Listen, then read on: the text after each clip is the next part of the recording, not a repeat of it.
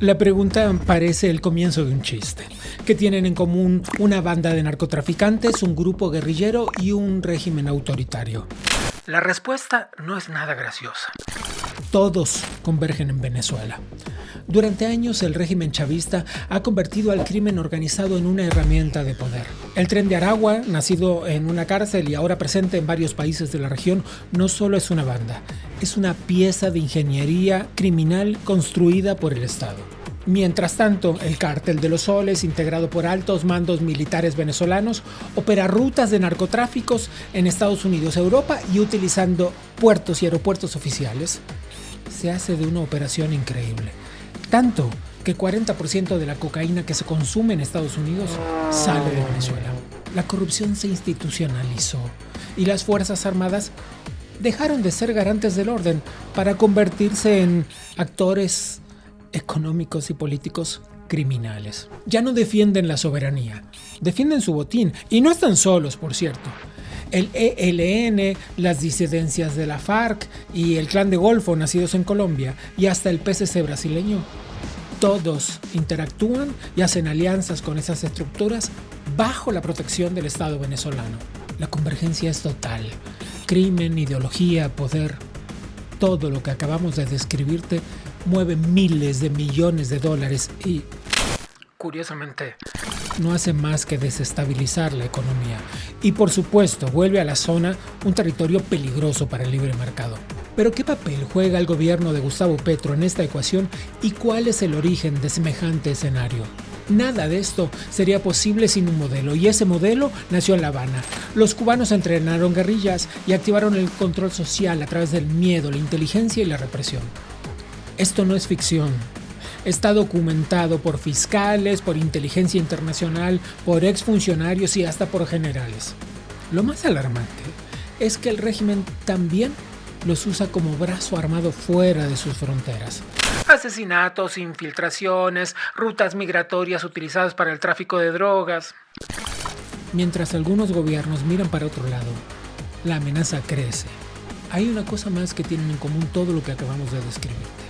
Todos pertenecen a la izquierda más radical que se conoce en este lado del mundo.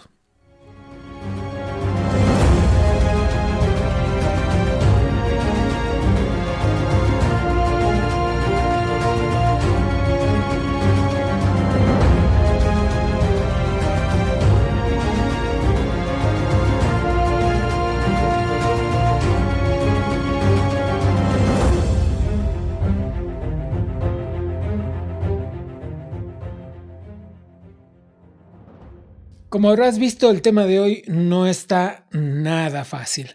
Así es que vamos a entrar directo al tema, sí, pero antes te vamos a pedir que te suscribas al canal, que le des clic a la campanita y que nos dejes un comentario sobre este tema que abordamos hoy. Los cárteles, los grupos guerrilleros, algunos incluso con tendencias terroristas, están metidos hasta las pestañas en algunos países, incluso a niveles gubernamentales.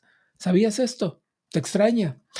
Entremos pues con nuestro primer entrevistado. Jorge Luis Vargas Valencia fue general en Colombia, fue director general de la policía, fue director de investigación e Interpol.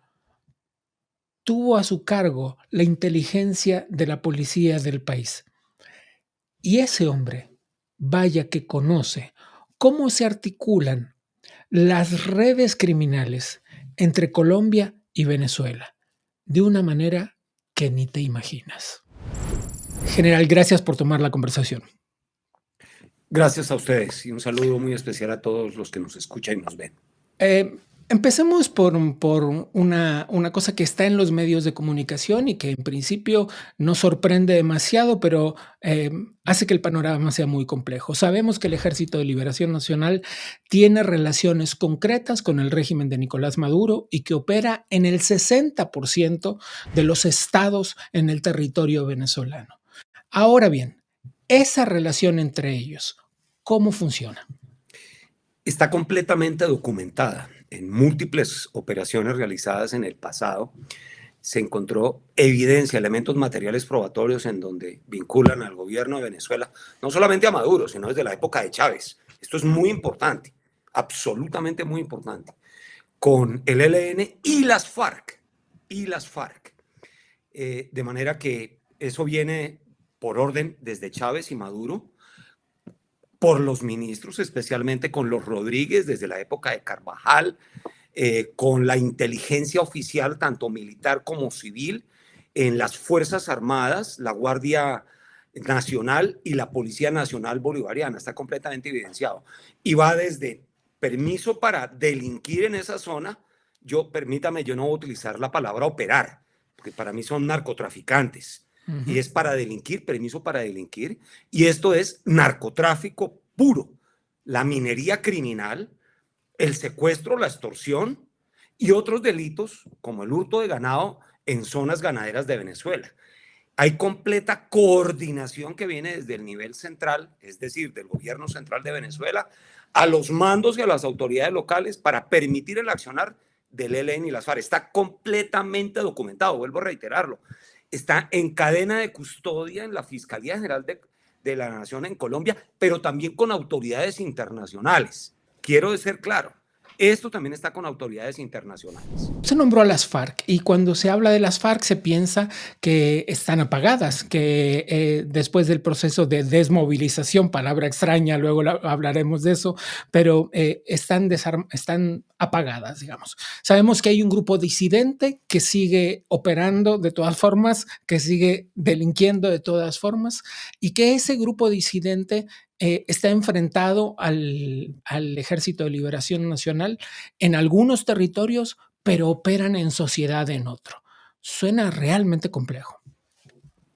A ver, tal vez para la opinión latinoamericana y que nos escuchan es complejo. Para nosotros, digamos, fue claro lo que sucedió. Una parte de las FARC se sometió a un proceso, pero otra continuó solo un delinquiendo. paréntesis para quienes nos miran. Se sometió a un proceso, se convirtió en un partido político que además tiene las mismas siglas. Se sometieron a un proceso y llevaron a algo, pero otra parte de las FARC quedaron. Entonces, no es que haya disidencia, porque uno podría verlo de dos formas. ¿Cuál es la disidencia? ¿Los que entraron a la política? Es un buen punto de vista. O los que quedaron allá. Entonces, a ver, yo creo que las FARC continúan. Es que quienes estudiamos tanto este fenómeno por tantos años y quienes la conocemos con tanta profundidad, pues las FARC continuaron. Lo que pasa es que hubo un grupo que se sometieron a un proceso de negociación y se salieron de las FARC, pero las FARC continuaron. Para mí no hay disidencia. Las FARC continuaron, definitivamente. Y lo que sí hubo es unas nuevas formas de actuación de las FARC en zonas en donde el ELN está, y lo voy a decir con detalles, para los años 2016, 17 y 18, organizaciones de FARC del Cauca y del Valle negociaron territorios con el ELN y pactaron alianzas criminales en esa zona. En algunas zonas de Arauca y de los llanos orientales y Orinoquía sucedió lo mismo, cosa diferente en el Catatumbo, en donde sí hay una confrontación abiertamente por el narcotráfico entre el ELN y FARC. De manera que las FARC hoy existen. Vuelvo a reiterar, la interpretación de que son disidencias no es la correcta. Y lo que sí hubo es que hubo una nueva forma de actuación delincuencial de las FARC posterior a esa salida de algunos miembros en donde hacen alianzas. Clan del Golfo, ELN, FARC. No confundir el Clan del Golfo con el Cártel del Golfo cuando hablamos de México. No confundirlo con México. Hay evidencia, la ONU dice que hay evidencia de que la operación de tanto las FARC como el ELN dentro de Venezuela está respaldada, cobijada por las fuerzas militares. ¿Por qué pensar que no sucede exactamente lo mismo? ¿O podemos pensar que sucede exactamente lo mismo en Colombia? A ver, ahí hay una diferencia específica. Yo creo que por un lado llamamiento del gobierno del presidente Petro a la paz total, hizo que la actuación de las fuerzas militares y de la policía tuviera un marco diferente a como se venía actuando contra estas organizaciones narcotraficantes y terroristas. Pero aquí hay una diferencia fundamental. Las Fuerzas Armadas venezolanas, por Sí, orden entendemos del que no están presidente, que están infinitamente más allá en el grado de corrupción, ¿no? sí, ¿no? El cartel de los soles. En esto tenemos que estar claros y hay mucha otra evidencia de salida de avionetas, de escolta de vehículos cargados de cocaína, protección de campamentos y zonas de cultivo sobre la frontera en donde ya hay cultivos en Venezuela y de laboratorios. Las Fuerzas Armadas colombianas y la Policía Nacional sí tienen otra característica de independencia frente a la actuación frente a estas organizaciones, digamos. Esa es la diferencia sustancial. Lo que sí varió el panorama fue la política de paz total, digamos. Confundió toda esa actuación, no le dio marco de política de actuación contra las organizaciones y frenó en seco.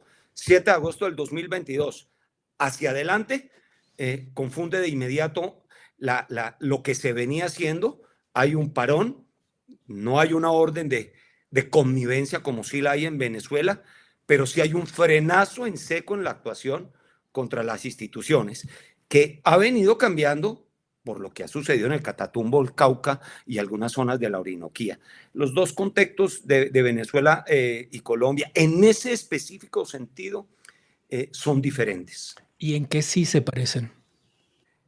Se parecen en varias cosas, lo primero, hay una alianza internacional a través de varios mecanismos y foros internacionales para llegar al poder en cada uno de los países. Se parecen en querer la continuidad y cambiar las constituciones, y lo puedo ver con claridad. Ecuador, Bolivia, Venezuela, Nicaragua. El intento de Chile de cambiar la constitución, que fue fallido. El intento aquí en Colombia del presidente Petro también hace casi un año de someter a consulta, a pregunta al Congreso para ampliar su mandato presidencial. De manera que en eso sí hay una alianza, hay unos puntos en común, hay un acuerdo para llegar al poder, perpetuarse y convertirse en regímenes dictatoriales y con múltiples actividades. Cuando digo actividades, por ejemplo, el gobierno de Venezuela aceptando las guerrillas y los narcotraficantes colombianos, Nicaragua, las alianzas estratégicas que tiene con Rusia y con China. Digamos, aquí hay múltiples actividades para quedarse en el poder, y en eso son parecidos, y en eso el gobierno colombiano iba y quiere ir en esa misma tendencia. Hay personas que encuentran el origen de estas alianzas de las que usted habla, sobre todo cuando habla usted de Rusia y tal, podríamos meter a Irán también en el camino, pero hay personas que encuentran el origen de estas alianzas en Latinoamérica en la Revolución Cubana. ¿También usted lo sitúa así? Sí, de manera inicial, digamos, la Revolución Cubana, definitivamente, y también documentado, lo que encontramos en los computadores de Raúl Reyes, que además ya están prácticamente públicos en varios libros, así lo indican, de el apoyo oficial de Cuba a los movimientos tanto de guerrilla revolucionaria, no importa que estén implicados en el narcotráfico, como al apoyo de los movimientos políticos, intentan perpetuarse en los gobiernos en la región. Está completamente documentado. Ha sido difícil leer durante los últimos tiempos la relación entre el presidente Petro y el dictador Nicolás Maduro. Algunos hablan de un enfrentamiento, algunos hablan de que es imposible ese enfrentamiento sin entender a la vez una alianza previa, un acuerdo previo o una ideología común sobre cómo relacionarse con estas fuerzas guerrilleras. ¿Cómo ve usted esta relación? No, para mí, yo la veo también digamos, conociendo muy en detalle los pormenores de lo que Venezuela le permitió a las guerrillas narcotraficantes colombianas y a los antecedentes que además fueron públicos de los viajes de él como candidato, de él como persona pública en Colombia, lo mismo de Piedad Córdoba y de otros políticos. Es una relación abierta, buena, formal, definitivamente es formal. Pues el no haber rechazado el robo de las elecciones en Venezuela de manera contundente, que todas las democracias lo hicieron, quiero decir, me da para poder decir que son claras, abiertas, formales, permanecen en el tiempo, tienen canales de comunicación totalmente abiertos y hay un intercambio de información que les permite jugar en la región de manera paralela a Colombia y Venezuela en este momento. General, solo para terminar, esta idea de crear ese eje del mal latinoamericano sí se consiguió. Total, sí señor, sí se consiguió. Es que mírenlo ustedes y teníamos ese eje. La democracia fue afectada profundamente. Sin duda. Es el general Vargas Valencia. Gracias. A ustedes.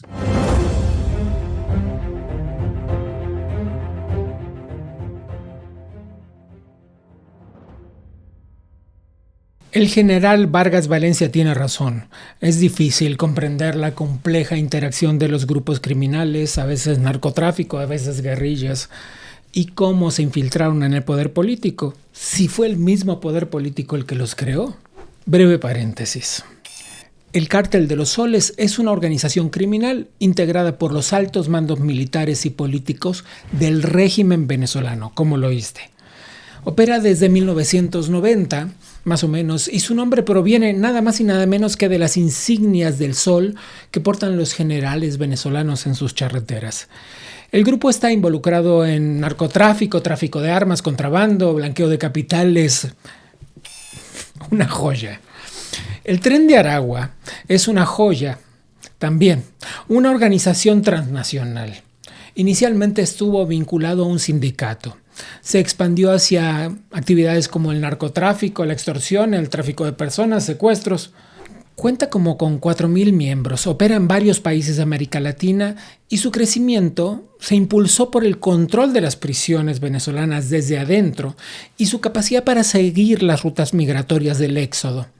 En el 2025, Estados Unidos lo designó organización terrorista y Donald Trump firmó una orden para perseguir a cualquier integrante de esa organización que tenga más de 14 años. Por otro lado, estas dos joyas venezolanas encuentran con quien hacer de las suyas. Se cree que el Ejército de Liberación Nacional opera en este momento en la frontera entre Colombia y Venezuela. Y hasta se ha dicho que durante años la cúpula chavista ha resguardado a los líderes del ELN, quienes por cierto mostraron su agradecimiento al gobierno venezolano. Agradecemos a la República Bolivariana de Venezuela la hospitalidad brindada. Desde Colombia, las FARC, las Fuerzas Armadas Revolucionarias de Colombia, fueron una fuerza marxista y leninista fundada en 1964 que buscaba establecer un Estado socialista en Colombia. Hasta ahí más o menos todo igual que el Ejército de Liberación Nacional. Las FARC llegaron a ser la insurgencia más grande del hemisferio occidental, con vínculos internacionales con grupos como la ETA y el Sendero Luminoso. Igual que el Ejército de Liberación Nacional, se dedican al narcotráfico, secuestros, minería ilegal. Según la ONU, extraen 4 toneladas anuales de oro con permiso del régimen venezolano, financiando armas, expansión internacional. Son un híbrido, una especie de guerrilla con ADN corporativo. Ahora que ya te dimos este breve y sustancioso panorama criminal, continuemos con el siguiente entrevistado. Zair Mundaray fue fiscal en Venezuela. Imagínate si sabe cosas. Zair, gracias por la conversación. Creo que lo primero que tengo que pedirte es auxilio para definir estas dos organizaciones criminales venezolanas que son famosas internacionalmente, pero cuya operación es difícil de comprender. Por un lado el Tren de Aragua y por el otro lado el Cártel de los Soles. Bueno, gracias a usted por la invitación. Mira, fíjate, hagamos un breve ejercicio en esta corta conversación. Jamás Venezuela, antes del Tren de Aragua y antes del Cartel de los Soles, jamás Venezuela se había distinguido o no existe ninguna asociación con la nacionalidad venezolana de algún un criminal transnacional o de alguna organización transnacional. Es decir, no existía ninguna referencia anterior a esto. Yo he retado a decenas de estudiosos del tema, criminólogos como yo, etcétera, y no hemos conseguido ninguna referencia, salvo Carlos el Chacal, que Carlos el Chacal es venezolano, nació en Venezuela. Salvo eso, no existe ninguna los alcances asociación. Comparado con estas organizaciones transnacionales es una locura. Es una locura. Ahora, esto te dice que ha ocurrido en Venezuela un proceso político que es esencialmente criminógeno. Criminógeno porque generó los elementos para que hubiese una actividad criminal fuerte y además que tuviera la capacidad de traspasar fronteras. Y esto a partir de unas características muy propias de lo que ha sido el proceso revolucionario chavista, primero que ha expulsado a miles de personas, pero también que ha creado una serie de economías criminales, de rentas criminales, y que prácticamente toda la estructura del Estado tiene mucho que ver con la corrupción y es incapaz de sostener la normatividad o de apegarse a la normatividad. Dentro de este contexto... Por un lado, permíteme darle, solo sembrar un par de ideas. Por un lado, el Cártel de los Soles se llama así, cuyo nombre está adjudicado por los soles, o es decir, como son las estrellas en las insignias militares. Entonces, solo los generales los tienen, y esto es muy significativo, es decir, solo el más alto rango tiene soles, los demás tienen correcto. Estrellas o tienen otras insignias. Esto es muy importante. Por el otro lado está el Tren de Aragua, una organización criminal nacida en una cárcel, en Aragua, y se llama Tren porque viene de una organización sindical ferroviaria, ¿correcto? Una supuesta organización sindical. No tiene es cierto, es justo que digamos eso, sí. Es eso, porque esencialmente lo que era una organización extorsiva para un gran plan ferroviario, estas cosas faraónicas que se le ocurrían a Chávez, que jamás se dio. Se perdió todo el dinero y jamás ocurrió la construcción de esta plan ferroviario. Con acá los antecedentes que tú nos das es, voy a abrir comillas en el aire, fácil de entender al Tren de Aragua, digamos. Lo que no es tan fácil de entender, y seguramente tú tienes una explicación para esto, es cómo es que las cúpulas militares se involucraron en un cártel. Mira, yo creo que es parte de este mismo proceso político. Una de las cosas que hay que entender es que la revolución bolivariana nació de la ruptura de la normatividad, de la ruptura de lo que el deber ser del estamento militar y de la ruptura de la constitucionalidad. Debemos entender de que todo este proceso se inicia con un golpe de Estado en el año 92. Y con la promesa de Chávez de que al tomar el poder cambiará para siempre, como en efecto cambió las fuerzas militares que eran altamente profesionales, tanto que las fuerzas militares venezolanas salieron al exterior, por ejemplo, en el conflicto centroamericano como garantes de paz y eran ejemplo de garantía de democracia. Y como sabía Chávez que solamente tenía dos factores que podían contrariar su deriva autoritaria, una, las mismas fuerzas militares, y dos, el sistema de justicia, se dedicó a corromper ambos, a destruirlos ambos, a desmontarlo desde la misma institucionalidad.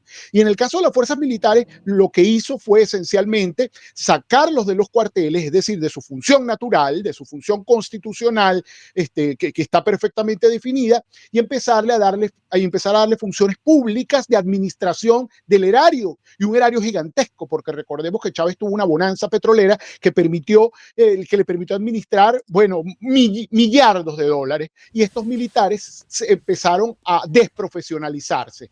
Y ese proceso de desprofesionalización lo llevó además a una serie de alianzas con cárteles colombianos y se generó una ruta de la droga que vinculó directamente a las Fuerzas Armadas. Eso está en una acusación de la Corte de Nueva York. Los fiscales neoyorquinos incluyen a Chávez, así que Chávez es el primer narcotraficante del Cártel de los Soles, y como se apalancó en las fuerzas militares, corrompió las fuerzas militares y las vinculó con esta actividad. En Venezuela se trafica droga por vías oficiales, y esto es muy importante. Es decir, se utilizan los puertos, aeropuertos del Estado. Estuvieron presos los sobrinos de la primera dama de la República que sacaban droga por la rampa principal, la rampa 4, que es esencialmente por donde salen el avión presidencial y el avión de los ministros. Esto para un poco tener la magnitud de lo que estamos. Y esencialmente ahora las fuerzas militares están vinculadas no solo con la droga, sino con más de una renta criminal. Y esto es muy importante dimensionarlo. Tiene que ver con el tráfico de oro, el tráfico de coltán, con más de una actividad, incluso la venta de petróleo fuera de los estándares legales, etcétera. Permíteme abrir un pequeño paréntesis para un par de anotaciones. La primera de ellas es la imposibilidad de separar la identidad militar de Chávez con la creación del cártel después, es lo que no es menor, digamos. Pero la segunda tiene que ver con algo que me alarmó en lo que acabas de decir, y es el correr la función militar de las fuerzas militares para llevarlas a la administración del Estado en otras cosas, algo que se parece un poco a lo que sucede en México. Sí, absolutamente. Después que tú sacas la fuerza militar de su funcionalidad constitucional, que vuelvan a retomar lo que era, es un tema generacional.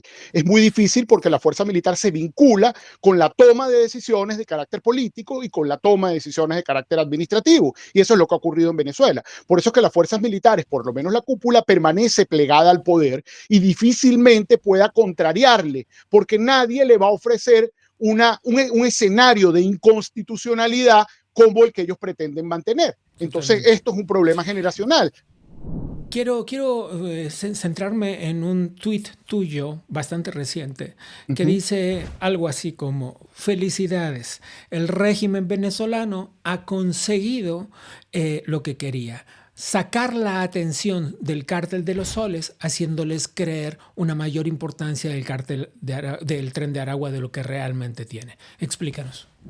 Sí, definitivamente el tema mediático de lo que significa el Tren de Aragua, la violencia que exhiben, es decir, toda la cobertura que esto ha tenido, que evidentemente detrás de eso hay un plan oficial. La clasificación como organización terrorista por parte del Departamento de Estado de Estados Unidos. Así es, eso es fundamental, y todo lo que ha creado, todos los desmanes que ha cometido en Latinoamérica, han quitado el foco de lo realmente importante, que es que en Venezuela el estamento militar y gran parte de los funcionarios públicos del alto gobierno están vinculados con las rutas del tráfico de droga hacia los Estados Unidos y Europa.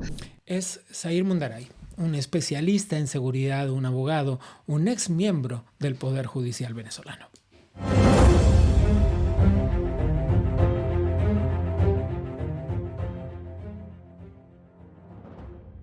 Con el grado de corrupción que alcanzó el ejército de Venezuela, hubo también un éxodo dentro de las fuerzas militares.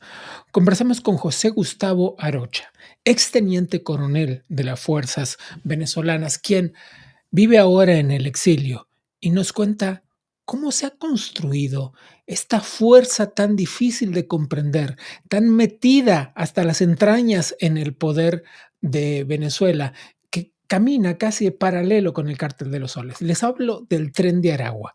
¿Cuáles son sus implicancias? ¿Cómo funciona? José, gracias por la conversación. Has dicho que el mismísimo jefe del Tren de Aragua está sentado en la oficina de Nicolás Maduro. Así es. Explícanos. Es que el Tren de Aragua es un instrumento de guerra simétrica. Es una creación del régimen de chavismo que a través de la cultura criminal han expandido durante toda la región. Recordemos que el Tren de Aragua nace en los años 2000, aproximadamente en el 2010. Muchos dicen que a través de un sindicato de construcción de trenes, que posteriormente entraron en las cárceles. Pero te comento algo. Tarek El Aissami, en el año 2007, él fue viceministro de Justicia y su profesión, o él se gradúa de la Universidad de los Andes en criminología.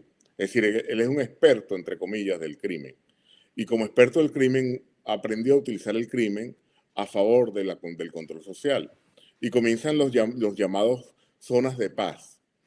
Y él aprende, y comienza a utilizarlo después, que las prisiones eran como los sitios o las incubadoras para poder organizar culturalmente y posteriormente con armamento y con acciones a una población en la cual ellos posteriormente podían controlar a la población en total. Hay otras organizaciones criminales de talla internacional, como el Cártel de los Soles, integrado por los mismos generales corruptos del régimen del chavismo. Y está también la interacción con otras fuerzas externas, como es el caso del Ejército de Liberación Nacional en Colombia. Ayúdanos a entender cómo interactúan. Anteriormente habíamos comentado que las Fuerzas Armadas eran o trabajaban ser no convencionales, eran híbridas, ¿no? Utilizaban lo convencional y lo no convencional. El elemento no convencional es precisamente el ELN, el elemento no convencional es el Tren de Aragua, el elemento no convencional es la criminalidad, con lo cual ellos comparten el monopolio de la violencia, y el elemento no convencional es la ayuda externa. Cuando nosotros, ¿cuál es la palabra clave en todo esto? Convergencia. En Venezuela convergen todos estos elementos que necesitan un modo de legitimidad o un aparato mínimo de legitimidad que es el Estado. ¿Pero por qué convergen en Venezuela? Como en Venezuela, el Estado venezolano. Por ejemplo, te comento algo. ¿Por qué tú crees que el Tren de Aragua, que es una organización criminal, pasó a ser tan poderosa? Porque tienen la presencia del Estado detrás de ellos. Porque solamente a través del Estado es capaz de que tengan recursos, protección, expansión y movilización no solamente interna, sino externa. Me interesa saber de qué manera estos interactúan con el gobierno, además de la protección y los recursos financieros que esto implica. Con infiltración, y hemos visto también con asesinatos. Como sicarios. Sicarios o figuras claves que ellos pudiesen en algún momento querer eliminar en cualquier parte del mundo, que es muy ruso, ¿no?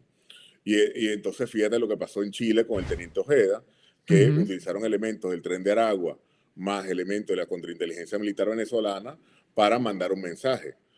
Se dice también que el fiscal paraguayo que fue asesinado en Colombia fueron con elementos del Tren de Aragua.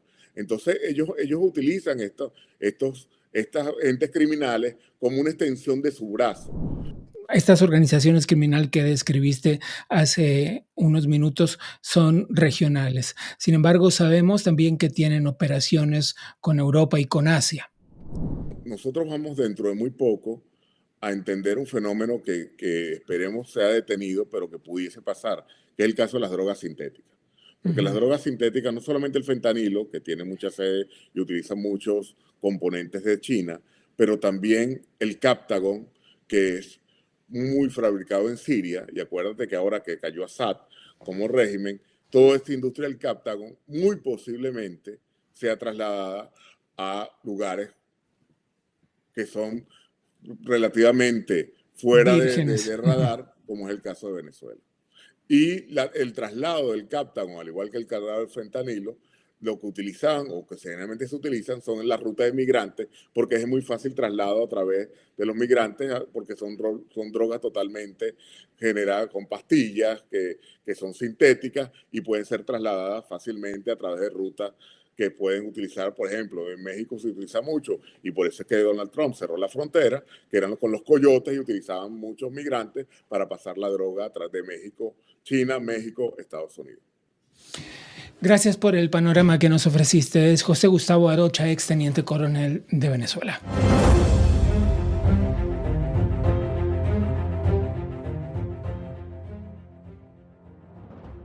Dejamos por hoy el tema hasta aquí y vamos a dar una vuelta para ver qué está pasando puertas adentro del Adam Smith Center for Economic Freedom.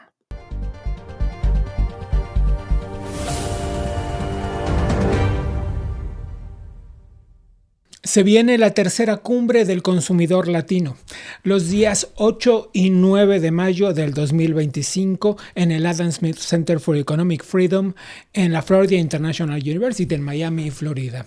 Durante 2 días, los líderes del sector de venta minorista y bienes de consumo, ejecutivos, expertos, se van a reunir para pensar en el futuro del mercado latino, en las tecnologías emergentes y en las nuevas tendencias en retail.